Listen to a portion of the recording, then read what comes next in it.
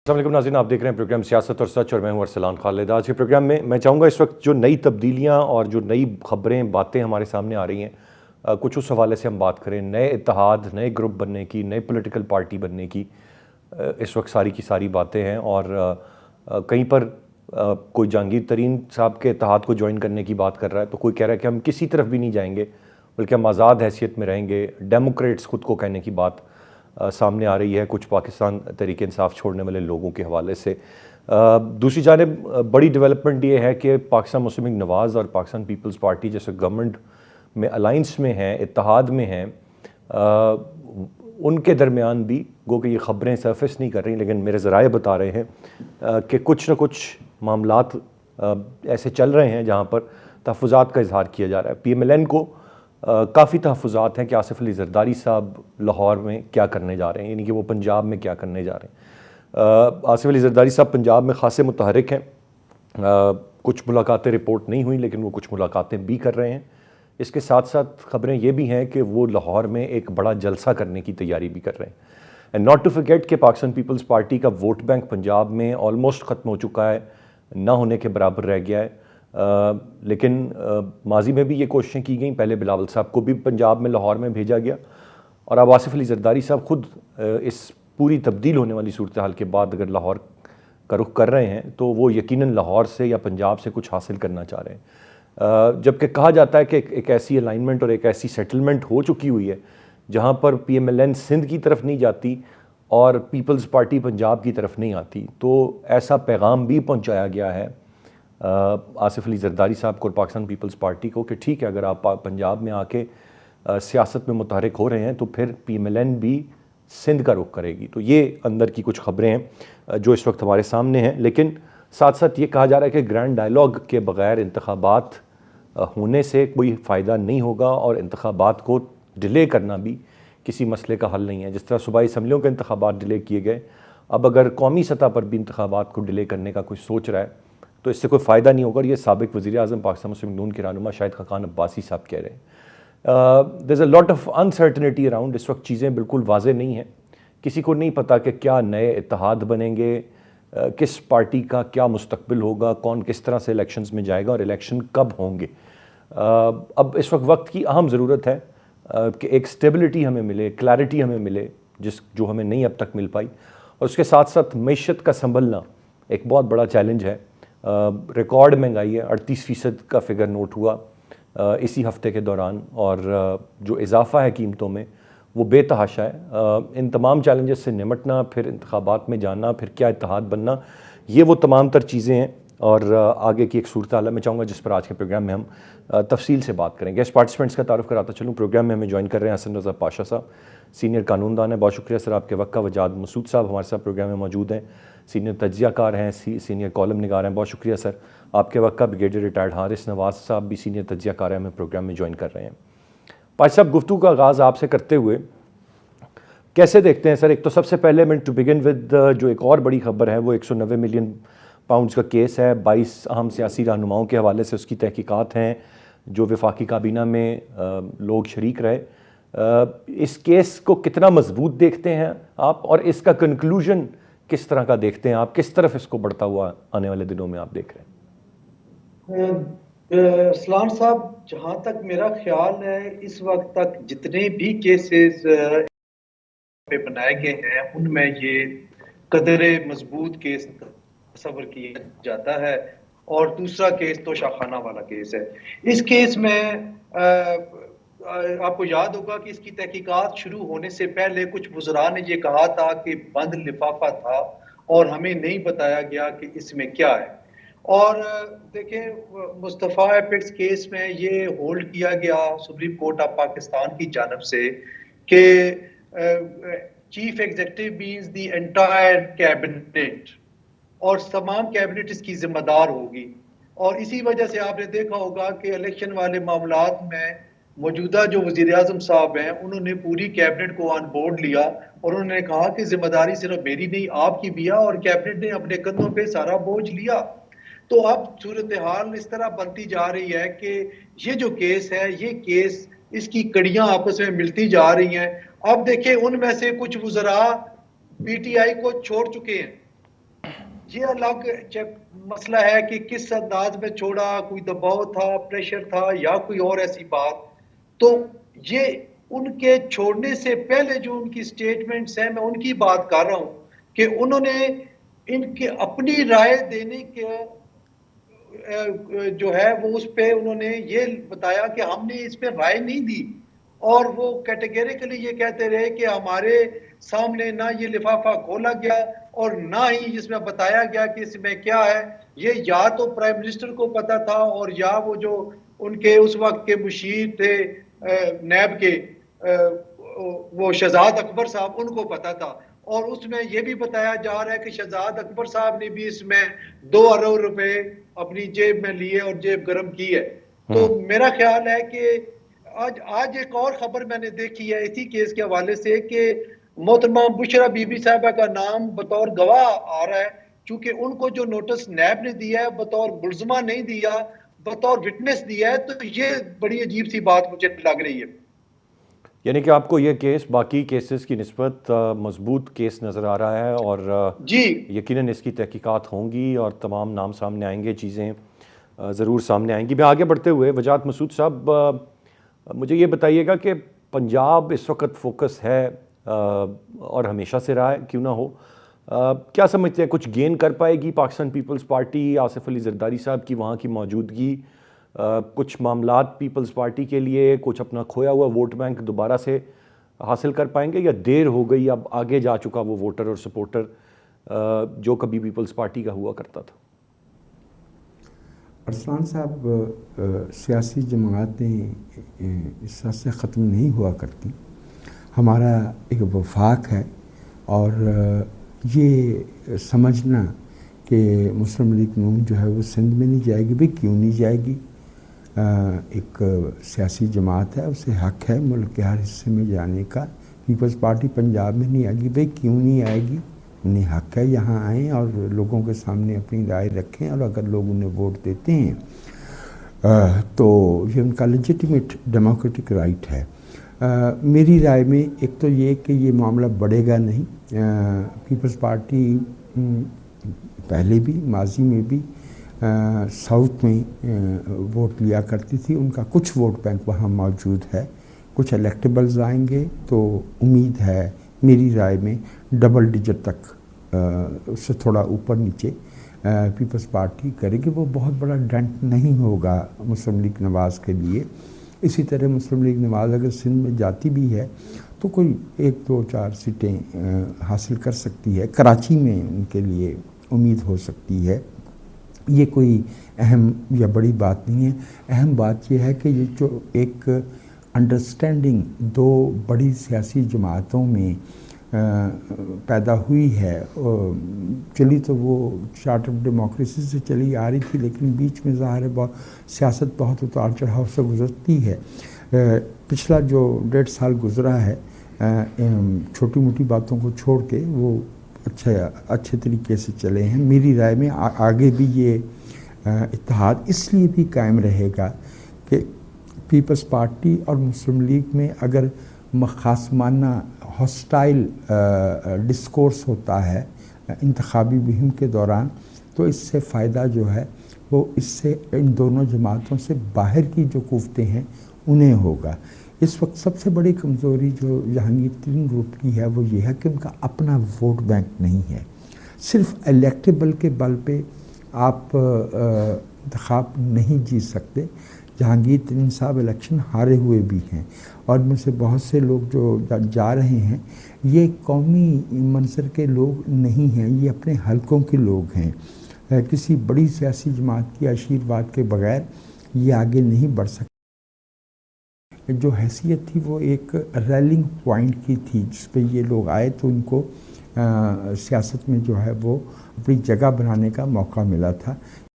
साहब की अदम मौजूदगी में आई हैव सीरियस रिजर्वेशंस कि ये लोग जो है वो बड़ी सतह पे मुल्की सियासत में और ख़ास तौर पे इंतखाबी नताइज के हवाले से ये को बड़ा फ़र्क डाल पाएंगे। I don't entertain many hopes for Jahangir तरीन। मैं थोड़ा बहुत मैं ज़ाती तौर पे भी जानता हूँ। जहांगीर तरीन साहब जो है वो पब्लिक को रेडिएट कर सकते। वो अवामी आदमी नहीं है, उनकी सियासत जो है वो बंद दरवाजे की सियासत है। तो देखते हैं कि सितंबर अगस्त अभी आना है, इंतखाबी मुहिम जब सही मानों में गर्म होगी तो क्या सूरत हाल होगी। लेकिन मेरे ख्याल में पीडीएम और पीपल्स पार्टी जो है वो बेनिफिशरी होंगी मौजूदा सूरत हाल में। और ये जो अहबाब पीटीआई को छोड़ रहे हैं, वट एवर लोग कहते हैं कि दबाव है, मेरे ख्याल में वो के जो मौक़िफ़ है उसका बोझ नहीं उठा पा रहे। उससे उन्हें नज़र आता है कि उनकी सियासत जो जितना बड़ा काम हो गया है 9 तारीख को, उसके बाद उसकी रेपरकशंस तो आना है, उसकी लीगल प्रोसीडिंग्स तो होना है। ये लोग वो बोझ नहीं उठा पा रहे, इसलिए ये हट रहे हैं। लेकिन इन्हें ना नून लेगी पंजाब में, क्योंकि नून के पास तो अपने उम्मीदवार मौजूद हैं। और जिन लोगों ने सूबाई असम्बली में साथ दिया था मुस्लिम लीग नवाज़ का, उनके एहसान का बदला उन्होंने 15 सीटें हार के उनको दे दिया। उनके अपने उम्मीदवार वहाँ पे मौजूद हैं, दोबारा उन्हीं को मिलेगी। अब वो जो वादा था वो पूरा हो चुका। So I see a hung parliament and that does not augur well for the nation.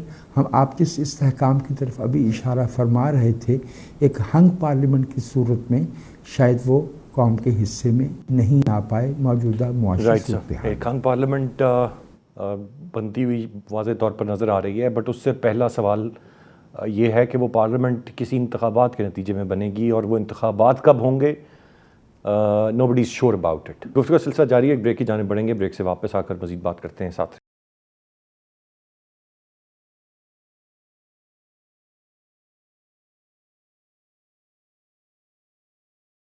Welcome back.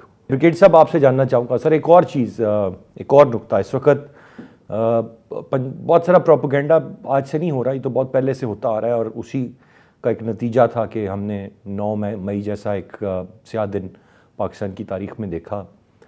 लेकिन कुछ नरमी या हमदर्दी बटोरने की कोशिश कर रहा है ख़ास तबका, कहीं पर कुछ ख़वातीन का नाम लेकर, कहीं पर किसी और का नाम लेकर। और आज शाम की एक आईजी पंजाब की प्रेस कॉन्फ्रेंस भी है, आपकी नज़र से गुजरी होगी। डू यू थिंक कि कोई गुंजाइश है कि अगर एविडेंसेस हैं, कॉल रिकॉर्ड्स हैं, चीज़ें हैं, उसके बावजूद कहीं पर ख़ातून होने को एक ढाल बनाया जाए, या बच्चा होने को, या बड़ा होने को, या बूढ़ा होने को ढाल बनाया जाए?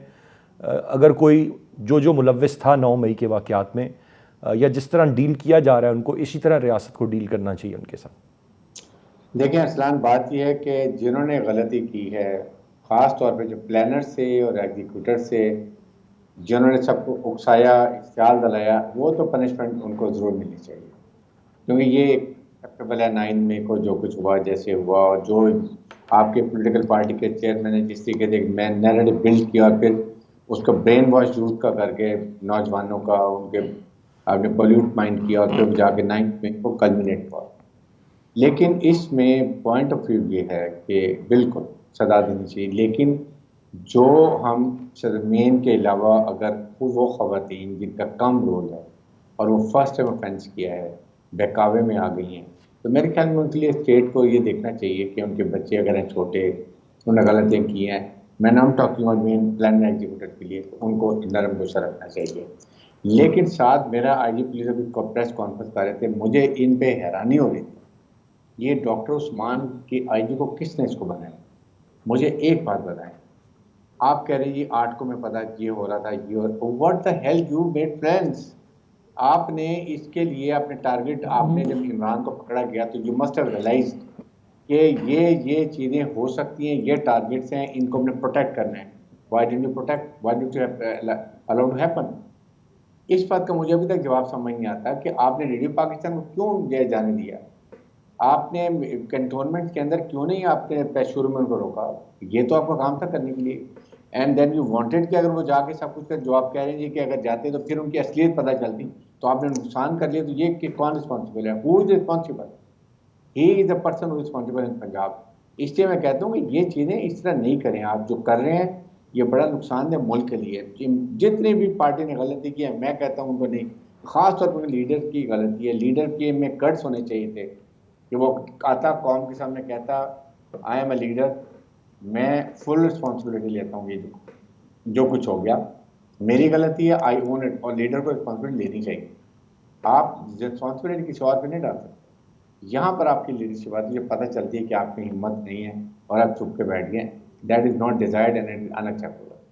लेकिन पुलिस की रिस्पॉन्सिबिलिटी, आप ये तो नहीं कि हमें पता था और आप कह रहे हैं कि हम जाने दे रहे हैं क्योंकि पता चले किधर जाते हैं, ये कौन सी लॉजिक? ये तो मैंने आज तक कभी ऐसे किसी की लॉजिक नहीं सुनी। सेकंड, जो हम सियासत की बात कर रहे हैं, देखें सियासत में मैं ये देख लीजिए कि इस वक्त मैं बिल्कुल बात कर, ये जो हमारे साथ बात कर रहे थे उनसे मुतफिक हूँ कि इस वक्त मुल्क के लिए सबसे ज़्यादा सियासत में बेहतर है कि एक सिंपल मेजॉरिटी के साथ जिसको भी वाम मैंडेट दे वो हुकूमत बने, ताकि without blackmailing, without any pressure, वो मुल्क के लिए जो मैनिफेस्टो उसके मुताबिक काम कर सके। Hung parliament is never good for the country, आप उससे कुछ भी नहीं सीख पाते। रोज़ कभी MQ की ब्लैकमेलिंग, कभी MPML की ब्लैकमेलिंग, कभी किसी की ब्लैकमेलिंग, और वही बात है कि आप फिर 80 मिनट से लेके बैठ जाएंगे और मुल्क की तबाही इकॉनमी हो जाएगी। एक तो ये बहुत जरूरी, लेकिन ओवरऑल देखिए मुल्क के लिए सबसे इंपॉर्टेंट चीज़ ये है फेडरेशन ऑफ पाकिस्तान के लिए कि जितनी नेशनल पार्टीज होंगी उतना ही फेडरेशन स्ट्रांग होगी, जितनी रीजनल पार्टीज होंगी उतना मुल्क के लिए नुकसानदेह है, फेडरेशन कमजोर हो जाएगी। प्रेजेंटली अगर आप देखें तो सबसे बड़ी बेनिफिशरी, सबसे बड़े फायदे में वो पीपल्स पार्टी है। पीपल्स पार्टी सिंध में भी बहुत स्ट्रांग है, पीपल्स पार्टी बलूचिस्तान में स्ट्रांग है, पीपल्स पार्टी सदर्न पंजाब में बहुत स्ट्रांग जा रही है, और अभी जरदारी साहब लाहौर में बैठे हुए तो यहाँ भी वो कोई ना कोई टेंट डालेंगे, और KPK में भी उनके लोग हैं। PMLN is the weakest party मेरे कॉन्टेस्ट के अंदर, इसलिए कि वो सिर्फ सेंट्रल पंजाब और नॉर्दर्न पंजाब में है। वहाँ भी आप देखें PMLQ है, उसके बाद ये डेमोक्रेटिक पार्टी जो बन रही है PTI की, फिर उसके बाद जहांगीर तरीन ग्रुप है, फिर उसके बाद पीपल्स पार्टी है, इन सब में मुकाबला होगा। और उसके बाद मैक्सिमम कितनी सीट ले जाएंगे, एक आप अपनी रीजन की पंजाब में आप हुकूमत शायद बना लें, वो भी मांग तांग के, तो ये इनको बड़ा डेंट पड़ा क्योंकि डिलीवर नहीं किया, लोग इनसे भी इतने खुश नहीं है। पीपल्स पार्टी आराम से साइड से बैठ के वो सारा बलबल इनके ऊपर डाल दिया, वो कर गया। इसी तरह बिल्कुल ठीक बात है कि जहांगीर तरीन हैज़ नो वोट बैंक, ये अपना इलेक्शन भी लूज करते हैं, ठीक है, और वो जो लोग ले रहे हैं इनको PTA का वोट नहीं मिलेगा। मेरे ख्याल में, मेरी अपनी अप्रीहेंशन है कि ये जो यूथ है ये हो सकता है वोट कास्ट ही ना करे, अनलेस के कोई बड़ी ज़्यादा अच्छी कोई ऑफर्स हों, कोई आप इलेक्शन में बताएं कि आवाम के लिए क्या करें, जो इकोनॉमिक क्रंच इतना है कि हम कुछ नहीं कर सकें। तो ये बड़ी एक ख़तरनाक सिचुएशन हो रही है, देखना ये कि इसको कितनी जल्दी हल करते हैं। हुकूमत का काम है कि नेशनल डायलॉग में आए, बैठ के मुज़ाकरात करके कहीं ना कहीं कोई तरीका निकालें कि आप अवाम को बताएं कि हम सियासतदान बैसाखियों के बगैर इस्टेब्लिशमेंट के हम कुछ फैसले कर सकते हैं। अपनी कैपेसिटी बताएं, अपनी रिस्पॉन्सिबिलिटी बनाएं, अपनी मैच्योरिटी बनाएं। ये अवाम में जाने की ज़रूरत है, फिर शायद आपके साथ वोटर निकल है बाकी। और वोट इस वक्त जो है वो हमारी यूथ 19 ईयर से लेके 30 ईयर तक की 60% है। इनको जो पॉल्यूट एक पार्टी ने किया, उनका माइंड ब्रेन वॉश किए, इसको बड़ा टाइम लगेगा। इसलिए पॉलिटिकल पार्टीज को, ये लीडर्स को समझना चाहिए, it is not a normal time now, it is very very difficult time for the country. और नेशनलिज्म के लिए, नेशनल के लिए, फेडरेशन ऑफ पाकिस्तान के लिए भी बहुत अहम है कि पीपल्स पार्टी, PMLN और अगर PTA के रेमिनेंट्स हैं। मुझे ब्रिगेड साहब ये बताइएगा, अभी जो आपने ये एक फिगर दिया, मैं ज़रा उस पर सोच रहा था, 19 साल से 30 साल की उम्र, आप समझते हैं सिर्फ इसी को पोल्यूट किया? नहीं, इसमें बहुत लोगों को किया, इसमें पढ़े लिखे बड़े लोग, retired bureaucrats, retired officer, army के रिटायर्ड आपके जितने हैं ब्यूरोक्रेट, ऑल अगर आप देखें तो उनकी सोच बदली हुई है।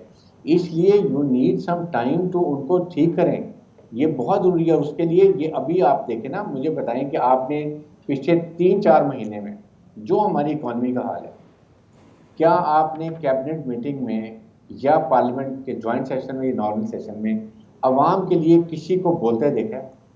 क्या किसी ने इकॉनमी की बात की है? किसी ने ये कहा डीजल पेट्रोल बहुत महंगा हो गया, लोग मर रहे हैं, खुदा के लिए करो, इसलिए कि there is no opposition. Opposition है ही नहीं, उधर पार्लियामेंट कैबिनेट से मिल मिला के डिसीजन लेते हैं, आप आला-दी के खिलाफ पार्लियामेंट से इनकार करा देते हैं, मिल मिला के करें, ये ऐसे नहीं चलती democracy. You need to have very strong. अगर अभी पीपल्स पार्टी और पीएमएलएन मिलकर पीडीएम इलेक्शन लड़ती है तो मुल्क में कौन सी डेमोक्रेसी बताएं, कौन सी ऑपरेशन है? नहीं चलेगा। So Peoples Party is playing the card very good कि वो अब इनसे स्लिप आउट हो रहे हैं, वो अपना काम कर रहे हैं। वो मेरे ख्याल में विद पीएमएलक्यू और उसके बाद एमक्यूएम और एक और पार्टी को मिला के दे in position to make a government. ये चीज़ें पीएमएलएन को सोचने की हैं। और ये ज़बान दराजी फलूल बातें आप बताएं अवाम के लिए क्या करेंगे, अवाम को बताएं तो सही ना। आपने अभी डिजॉल्व करते हैं जब असेंबली, तो उससे पहले अवाम को कुछ तो बताएंगे मैनिफेस्टो कि हमारा क्या इरादा है। अवाम ब्लाइंड है, nobody knows what is going to happen in the country and this is a very serious situation for our economy. Right brigade साहब, आपका पॉइंट आ गया, आपने बड़ी तफसील से सारे मामले पर रोशनी डाली। बेशक की आपने बात की, मैं ज़रा उसी हवाले से बात करना चाहूँगा। पाशा साहब, कैसे देखते हैं आप इस वक्त? एक तो कोई वाज़े नहीं है कि इंतखाबात अब मुकर्रर वक्त पर भी होंगे या उनमें मज़ीद ताख़ीर की जाएगी, कोई नज़रिया ज़रूरत आएगा, कोई हालात का तकाजा आएगा या नहीं। पर एक आम आदमी की हालत ज़ार, मईशत, महंगाई, ये तमाम तर चीज़ें उतना मौजूद बहस नहीं रही हैं, क्योंकि जो सियासी बयानात थे एक दूसरे के ख़िलाफ़ वही हमेशा ज़ेर बहस आए। अब बहुत वक्त है और बहुत हालात ऐसे कि अब हम बात यकीनन इसी मामले पर कर सकते हैं। क्या समझते हैं आप, कुछ बेहतरी ये ला पाएंगे, नहीं ला पाएंगे आने वाले चंद माह में? कुछ बजट में कोई उम्मीद होगी? ख़बरें और इतलात बता रही हैं कि नहीं, बजट से भी कुछ हासिल नहीं होगा। कहाँ तक पिसेगा एक आम आदमी? सर, सवाल तो ये। देखिए, सबसे पहले तो मैं जो दोनों मुअज़्ज़ज़ पैनलिस्ट हैं, पॉलिटिकली जो इनका एनालिसिस है उस पर बिल्कुल 100% मुत्तफिक हूँ कि पाकिस्तान पीपल्स पार्टी बेहतर पोजीशन में जा रही है, क्योंकि सिंध में उनका वोट बैंक मौजूद है। बलूचिस्तान में उन्होंने जिस तरीके से जरदारी साहब ने पेशकदमी की है पिछले साल 1.5 साल में, और फिर जनूबी पंजाब में आप तो इनको पंजाब में 25-26 सीटें चाहिए गवर्नमेंट बनाने के लिए, along with other allied forces. तो ये तो मेरा ख्याल है कि है। लेकिन सवाल जो आपका है वो इतना इम्पॉर्टेंट है कि क्या पीपल्स पार्टी की हुकूमत या इलेक्शन होने के बाद जो भी हुकूमत किसी भी पार्टी की बनेगी, क्या वो इस मुआशी बहरान को दूर कर पाएगी? ये वाकई एक क्वेश्चन मार्क है, जो मुझे तो अगले 3-4 साल नजर नहीं आ रहा कि जो अभी तक की जो पॉलिसीज है हुकूमत की या इससे पहले 3-4 साल रही हैं, उन्होंने भी कर्जे इतने ले लिए थे पिछले हुकूमत ने कि जो 40-50 साल में पीछे नहीं लिए गए, उन्होंने 4 साल में ले लिए। अब उनका बोझ जाहिर है आने वाली हुकूमत ने वो कर्जे अदा करने हैं, तो वो कहाँ से लेंगे? क्या हमारा सारा जो सेटअप है वो IMF है? बिल्कुल। जब तक हमें इमदाद नहीं मिलेगी, डॉलर्स नहीं आएंगे, उस वक्त तक आपकी इकॉनमी ठीक नहीं होगी। प्रॉब्लम यह है कि इस वक्त तक किसी ने भी मुल्क का इंफ्रास्ट्रक्चर बिल्ड करने के लिए कोई तहरुक नहीं किया, कोई कोशिश नहीं की। आप कहते हैं जी परवेज मुशर्रफ का दौर इकोनॉमिकली बहुत अच्छा था, लेकिन वो देखिए उस वक्त 9/11 हो गया था और उसके बाद डॉलर्स की बरबार आई। उससे पहले ज़िया-उल हक का दौर था, उसमें अफगान वार थी, रशिया के हवाले से अमेरिका ने आपको बेतहाशा डॉलर दिए और इस हद तक दिए कि हर घर में आपको देखेंगे डॉलर्स मौजूद थे और किस तरीके से थे। लेकिन ये कोई हल नहीं है कि हमने अगर इकॉनमी अपनी ठीक करनी है तो हमें उधर देखना चाहिए। आप देखें कि सबसे बड़ा जो इस मुल्क के साथ ज्यादती हो रही है, इस मुल्क का जवान प्रॉपर्टी टाइकॉन को आइडलाइज कर रहा है और किसी इंडस्ट्रियलिस्ट को या इंडस्ट्री को आइडलाइज नहीं कर रहा। इंडस्ट्री जो थी वो खत्म हो गई है और उनके मालकान ने वो प्लॉट्स और रियल एस्टेट का बिजनेस शुरू कर दिया है। उससे 2 या 3 बंदों को तो फायदा पहुंचता है। देखिए, बड़ी सिंपल सी बात है। रियल एस्टेट में आप जाएंगे, मेरा प्लॉट आपने खरीदा तो पैसे मेरी जेब में आ गए, सिर्फ मुझे फायदा हुआ और किसी को कोई फायदा नहीं है। लेकिन दूसरी तरफ अगर देखें, अगर एक इंडस्ट्री लगी हुई है, इतने पैसों की लगी हुई है, तो उससे 40-50-100 खानदान मुस्तफीद होते हैं। लेकिन हमने बड़ी प्लानिंग के साथ अपनी इंडस्ट्री को तबाह कर दिया। नई तो कहाँ लगनी थी, जो पुरानी लगी हुई थी उसको हमने खत्म कर दिया। आप देखें, पुरानी इंडस्ट्री बंद होगी और वहां प्लॉटिंग हो रही है। ये किस तरफ हम जा रहे हैं? और जो जरी जमीन है उसको हम ये जो दे रहे हैं प्रॉपर्टी टाइकॉन्स को और सोसाइटीज बन रही हैं, कोई रुकावट नहीं है, कोई ये कन्वर्जन पे कोई कानून साजी नहीं हुई, कन्वर्जन पे कोई सख्ती नहीं हुई कि जनाब आप किस हिसाब से इंडस्ट्री ये जो एग्रीकल्चर को कन्वर्ट कर रहे हैं सकनी जमीन में, कमर्शियल में किस तरह कन्वर्ट कर रहे हैं।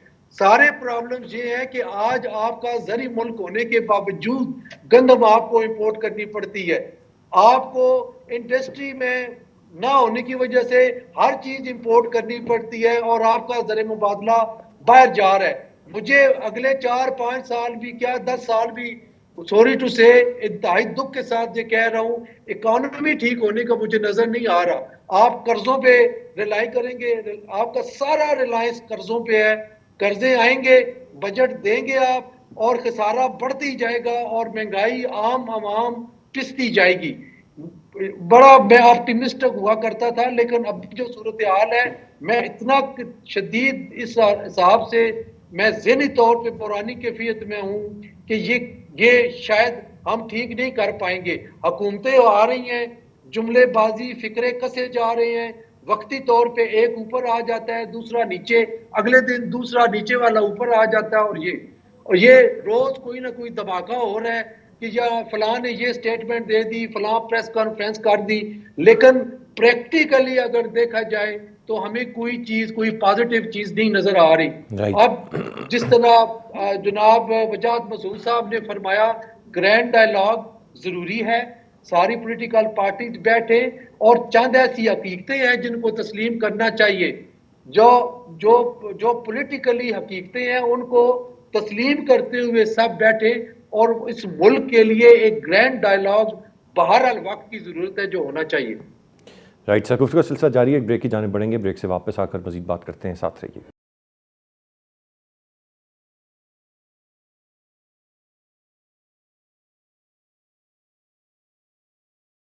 Welcome back. वजाहत मसूद साहब, इफ़ वी लुक बैक, पिछले कोई हम 4-5 साल देखें तो हम कहाँ उलझ के रह गए, हमारी तरजीहात किस तरह से तब्दील हो गई, हम सिर्फ इसका बयान उसके हवाले से, उसका बयान इसके हवाले से, उसने ये कह दिया, अभी पाश साहब ने भी इसी तरफ हवाला दिया। हमारी प्रायोरिटीज़ बतौर नेशन, बतौर एक मुल्क क्या होनी चाहिए थी, इस पर तो हमने बड़ी कम बात की, and we are at the losing end हर फ्रंट पे। अबव ऑल जो हमारी इकॉनमी है वो इस वक्त इतनी हाल ख़राब हो चुकी है, एक आम आदमी की हालत ज़ार की हम बात करें तो अब तो मिडिल क्लास तबका शदीद बुरे तरीके से पिस चुका है। ये हमने कभी प्रायोरिटाइज ही नहीं किया, कभी सोचा ही नहीं। सिर्फ पिछले 4-5 बरस की बात नहीं है, हम दुनिया में कुछ रियासतें होती हैं ना जो कुछ पैदा किए बगैर उनको आमदनी हो रही होती है, वो अल्टीमेटली उन्हें ज़रूरत महसूस नहीं होती कि वो इंडस्ट्री की तरफ जाएं, वो अपनी मईशत का सोचें, वो अपने तमद्दनी इदारों को बेहतर करें, वो अपनी एजुकेशन को बेहतर करें। यही सूरत हाल गल्फ़ के मुल्कों की थी। उनके पास तो तेल निकल रहा था, तेल उन्होंने बेचा, कमाया, खाया और अब उसी पैसे को जो है वो कन्वर्ट कर देंगे और एक नई दुनिया में चले जाएंगे। हम 23 दफ़ा IMF के पास गए हैं, हम पहली दफ़ा 1960 में गए थे। मुझे बहुत अफसोस से कहना पड़ता है कि पाकिस्तान बनने के बाद हमारी जितनी नस्लें, ग़ालिबन 4 नस्लें बनती हैं, ये चारों की चारों हद दर्जा नालायक, समेत मेरे और समेत मेरी नस्ल के। मुझे ये बताइए कि अभी भाई बात कर रहे थे, बिल्कुल वजह फरमाया उन्होंने कि जनाब अफ़गान वार में डॉलर आ रहे थे और फिर 9/11 के बाद डॉलर आ रहे थे। डॉलर तो सीटों और सेंटरों के बाद भी आ रहे थे। आप बैरूनी असिस्टेंस का ग्राफ देखें तो साफ नज़र आता है कि वो जो हज़रत यूसुफ के ना वो 7 साल हरियाली के और 7 साल खुश्क साली के, तो पॉलिटिकल गवर्नमेंट्स में नहीं आते रहे, 70s में नहीं आए, 90s में नहीं आए और पिछले 10 साल में नहीं आए, कर्ज़ा लिया है। अब मसला ये कि कर्ज़ा वापस करना है। जब मैं ये कहता हूँ कि हमें एक ग्रैंड डायलॉग की ज़रूरत है तो मैं इस बेबसी में कहता हूँ। आइडियली ये बात पार्लियामेंट में होनी चाहिए थी। नोइंग आवर पॉलिटिकल क्लास जो 85 में हमने तख्लीक की थी, हमने मुकामी गुंडों, कारोबारी नौसरबाजों और कब्ज़ा ग्रुपों को इस मुल्क की सियासत रहन कर दी, क्योंकि they can be manipulated. Only a criminal can be a friend of a criminal, और उनसे बड़ा क्रिमिनल कोई नहीं होता जो आवाम को फैसला साजी से बाहर कर देते हैं साजिश के ज़रिए या ज़ोरावरी के ज़रिए। अब हमारी सूरत हाल ये है, सिर्फ हमारी जो कर्ज़ों की किस्त है वो हमारे दफाई बजट से भी बढ़ चुकी है, और जो हमारा दफाई बजट है डॉलर की कीमत बढ़ने की वजह से उसकी रियल वैल्यू कम हुई है। 5 साल पहले अगर वो 1100 अरब या 1200 अरब था, तो अब वो कहाँ पे है? वो 5 या 6, उससे भी शायद कम पे आ गया है। तो ये वो हक़ाइक़ हैं जिसके लिए हमें ज़रूरत है इस मुल्क के उन दिमागों की जो अपने हल्के से उठ के सियासत सोचने की और मुल्क का मुस्तकबिल सोचने की सलाहियत रखते हो। ये हल्के की सियासत क्या होती है? ये थानेदार, पटवारी और उस्ताद का तबादला होता है, ये ट्रांसफ़र होती है या पोस्टिंग होती है। ये इस बुनियाद पे हमने सियासत करना है। इस मुल्क में वाक़तन हमारा जो मुआशी बहरान है, अगर ये एक नॉर्मल मुल्क होता तो हम इस वक्त ये जो I call it a farce, ये फार्सिकल सीन्स हम देख रहे हैं, हम इसकी बजाय बहुत गहरे संजीदगी के साथ बैठ के इस पर गौर कर रहे होते, क्योंकि ये बिल्कुल जो भाई ने अभी फरमाया कि ये 4-5 बरस का मामला नहीं है, ये 15 से 20 साल का प्रोजेक्ट है। कौमें 15 से 20 साल में एक इकोनॉमिक कैटेगरी से दूसरी कैटेगरी में चली जाती हैं, लेकिन हमने वो 15 से 20 साल किस बात पे ज़ाय किए हैं? मुझे ये बताइएगा वजाद मसूद साहब के कोई गुंजाइश, उम्मीद कोई अभी भी, वो तो हमें रखनी चाहिए। Optimism is must. Course correction हमें 3 प्रायोरिटीज सामने रख लेनी चाहिए। हमें आबादी में इजाफे की शरह रोकनी है, हमें बच्चों को मियारी तालीम देनी है जिससे हमारी बेस बन सके, और ये जो बात भाई ने बिल्कुल सही की, जो रियल एस्टेट है ये हमें खा जाएगी। ये बंगले हम एक्सपोर्ट कर सकेंगे, ये हम जो है वो 25 करोड़ की आबादी को ग़िज़ा दे पाएंगे। रियल एस्टेट पे हमारी 88% जो सेविंग्स हैं वो रियल एस्टेट पे जा रही हैं। दिस इज़ कलेक्टिव सुसाइड जो हम कर रहे हैं। ये किसी सियासी जमात के जीतने या हारने की कहानी नहीं है, ये कौम की फतह या शिकस्त का मामला है। We are at a make or break phase. आज अगर हम इस बात पर गौर नहीं करते तो इससे कोई फ़र्क नहीं पड़ता कि इलेक्शन अक्टूबर में हो जाएंगे। आप फरमा रहे थे कि शायद हो शायद नहीं हो, नहीं, इलेक्शन अक्टूबर में हो जाएंगे। वो हमें करने पड़ेंगे, वो हमारी शायद ख्वाहिश ना हो कुछ लोगों की, लेकिन मारूसी हालात मजबूर करेंगे कि इलेक्शंस हों। लेकिन वो इलेक्शंस बज़ाते खुद हमारे मुआशी और तमदनी बहरान को हल नहीं कर सकते। जी दुरुस्त फरमा रहे हैं आप, वो नहीं कर सकते। मैं ब्रिगेड साहब से जानना चाहूँगा, ब्रिगेड साहब, एनी रे ऑफ होप, कोई उम्मीद की किरण के यहाँ से अब हम टेक ऑफ करने की तरफ जाएँ? मैं इकनॉमिकली बात कर रहा हूँ, और बड़ी तफसील से पाज साहब ने, वजाद मसूद साहब ने बता दिया कि बुराइयों और मसाइल हैं कहाँ पे, किस तरह हम रियल इस्टेट के गिर्द घूम रहे हैं। बीइंग एन एग्रीकल्चरल कंट्री, हमारी ज़राअत ही नहीं है, उसमें कमी आती जा रही है, चीज़ें हमें इंपोर्ट कर, A to Z I think बहुत तफसील से उन्होंने सब बता दिया। मैं चाहूँगा कोई पॉजिटिविटी, कोई उम्मीद की किरण हम यहाँ से तलाश कर सकते हैं कि कौन आएगा जो सही सिमत में डालेगा। अभी कोर्स करेक्शन की बात की वजाद मसूद साहब ने, विच इज़ मस्ट, वो हो पाएगी या नहीं? बड़े हमारे पास बहुत पाकिस्तान में पोटेंशियल है, कोई डाउट नहीं है, और वी कैन डिलीवर लॉट। सिर्फ अपना घर ठीक करें, put your house in order. Pakistan में हमने देखा कि 2000 से 3000 अरब रुपया हमारा FBR में एक साल में चोरी हो रहा है। ये तो डूएबल है ना, इसलिए तुम्हें आई गवर्नमेंट से किसी से एडवाइस लेने की जरूरत नहीं है, ना उनसे अपने पैसा मांगना है। हम कर्जे पे कर्जे मांग रहे हैं, हम अपना घर भी नहीं ठीक करते। जो हमारा पोटेंशियल है, sales tax, income tax, custom, it is hell. जो लूट मार आप देख लें, एक इंस्पेक्टर के बंगले कैसे हैं कराची में, लाहौर में, ऑल टॉप लेवल तक यही चल रहा है। We can control it. PIA, railway, steel mills, so and so state corporation 200-300 हैं। 800 से 900 अरब एक साल में हम इस पे खर्च कर दें, प्राइवेटाइज कर दें। लेकिन प्रॉब्लम ये, प्राइवेटाइज करते हैं तो फिर वही आप बीच में फ्रॉड होने शुरू हो जाते हैं, मिल मिला के कट पिट शुरू हो जाता है। Do it in the national interest. तो ऐसे 20-25 लोग तो मिल जाएंगे जो कम से कम वो बियॉन्ड रिप्रोच होंगे, ऐसे लोग ना उनको लैंड प्राइवेटाइज करें। एग्जैक्ट के उसमें ये होगा कि अगर आपको ये पैसा भी 800-900 रुपये बच जाएगा साल का, प्लस आप जो पैसे 50% शेयर देंगे वो भी पैसा मिलेगा ना आपको, तो यू विल बी ना प्लस साइड। क्या इन चीज़ों से हम, और फिर उसके बाद आप मुझे बताएं आपके प्राइम मिनिस्टर, आपके प्रेसिडेंट, आपके, मैं किसी का नाम नहीं लेना sir, I am not in politics, chartered plane में जाते हैं, ये हमारे अपने जहाज़ों में जा रहे हैं, जहाँ जहाँ जाते हैं 3 दिन जहाज़ खड़ा रहता है, कितना खर्च करते हैं, 7 स्टार होटल में रुकते हैं जाके हम लोग। आपके 80 मिनिस्टर्स हैं, 6 गाड़ियाँ उन्होंने रखी हुई हैं, सिर्फ लिप सर्विस है, नहीं कर रहे। ब्यूरोक्रेट्स आपके 6 गाड़ियाँ, ये डूएबल है। कट छोटे expenditure, president house, president prime minister house, Serena, Marriott, PC के अलावा वहाँ से टी ब्रेक्स और ये चीज़ नहीं आती थी, स्टॉप इट। आप अमेरिका प्रेसिडेंट देख लें क्या सब है, that's what the country they made and they shown progress. ये अगर आप कर लें तो हम पहला तो यही आप करें, ये सिंसेरिटी से करें।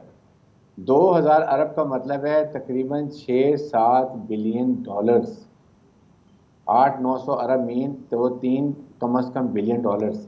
Do we need to beg IMF, World Bank हमें कह रहे हैं ये भी कर दो, वो कर दो, ये कर दो, और चलो उस पैसे से आवाम के फलाह के लिए कर दो। सेकंड, ये जो ट्रेंड है ना ज़मीनों का, बिल्कुल ठीक बात है, स्टॉप ब्रिंगिंग पीपल, आप प्लॉटिंग करें, आप अपने गांव को, टाउन्स को, विलेजेस को फैसिलिटी दें।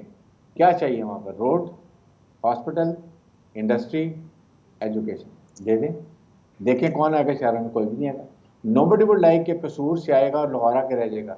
वो कसूर सुबह चलेगा, अगर जॉब उसने करनी है, ट्रांसपोर्ट अच्छी होगी, रोड अच्छी होगी, शाम को 6 बजे जॉब खत्म करेगा, मजदूरी खत्म, वापस गाँव चला जाएगा, he will be very happy there.